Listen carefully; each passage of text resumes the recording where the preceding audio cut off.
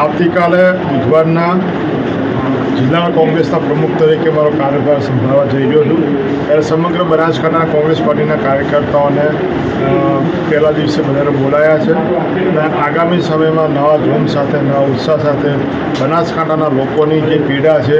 લોકોના પ્રશ્ન છે, કોંગ્રેસ પાર્ટી કઈ રીતે એના માટે લડે એના માટે આવતીકાલથી અમે શરૂઆત કરીશું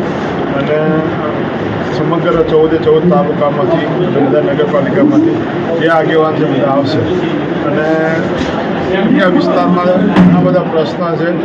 એ સાથે મળી લડવા માટે કરીને કોંગ્રેસ પાર્ટી એક મુદ્દાથી નવા ઉર્જા સાથે જાય એના માટે આવતીકાલે સંમેલન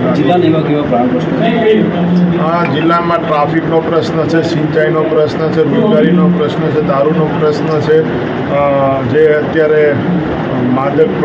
પદાર્થો એમડી ડ્રગ્સ જેવા પ્રશ્ન છે, ગામડાના વિસ્તારના લોકોને રસ્તાના પ્રશ્ન છે, આરોગ્યના પ્રશ્ન છે, ઘણા બધા પ્રશ્ન છે. એ ધીરે ધીરે દરેક વિસ્તાર વાઇઝ અમે એની મેપ બનાવી